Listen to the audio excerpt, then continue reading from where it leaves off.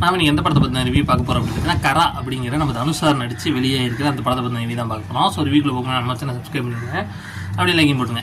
இந்த படத்துடைய கதை என்ன அப்படின்னு பார்த்தீங்கன்னா நம்ம தனுஷ் சார் ஏற்கனவே ஒரு சில திருட்டுகள் செஞ்சுருக்காரு. அதனால் போலீஸ் தேடிட்டு இருக்கு. ஸோ இதனால் ஆந்திராவில் தலைமறைவாக ஒர்க் பண்ணிட்டு இருக்காரு. ஸோ அதே நேரத்தில் நம்ம ஹீரோயின் மமிதா பைஜு கல்யாணம் பண்ணிட்டு தான் இருக்காரு. ஸோ 2 பேரும் கஷ்டப்பட்டு இருக்காங்க. ஸோ இதனால் என்ன பண்ணுறாங்க அப்படின்னு பார்த்தீங்கன்னா அவங்க அப்பா பேரில் இருக்க நிலத்தை விற்று அதை வச்சு அந்த காசை வச்சு ஒரு மெஸ் நடத்தலாம் அப்படின்னு சொல்லி முடிவு பண்ணுறாப்புல. ஸோ அதனால் அவங்க அப்பா நிலத்தை வாங்கலாம் அப்படின்னு சொல்லி வராப்புல. ஸோ வரும்போது தான் இவருக்கு ஒரு உண்மை தெரிய வருது. அவங்க அப்பா நிலம் மட்டும் இல்லை, ஊரில் இருக்க எல்லாரோட நிலமும் ஒரு பேங்க் கிட்ட தான் இருக்குது. ஸோ அவங்ககிட்ட அடகு வச்சு தான் இவங்க வட்டி கட்டிட்டு இருக்காங்க, கஷ்டப்பட்டு இருக்காங்க தெரிய வருது.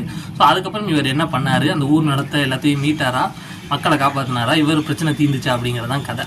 ஸோ அந்த கதையை பற்றி ஒரே லைனில் சொன்னோம்னா ஒரு தரமான ஹிஸ்ட்ரி சொல்லுவீங்க, வேறு லெவலில் எடுத்துருக்காங்கன்னு சொல்லுவேன். தனுஷ் சார் நடிப்பு பிச்சுட்டாரு, அவருக்காக பார்க்கலாம். நம்ம ஹீரோயின் பிரேமலு படத்தில் நடித்த பொண்ணாப்பா இது அப்படிங்கிற மாதிரி அவ்வளோ அழகாக நடிச்சிருந்தாங்க. சூப்பராக இருந்துச்சு. கண்டிப்பாக ட்ரை பண்ணி பாருங்கள். இதுக்கு எவ்வளோ ஐட்டம் இருக்காங்கன்னா 5க்கு ஒரு 3.7 கொடுக்கலாம், அந்தளவுக்கு சூப்பராக இருந்துச்சு.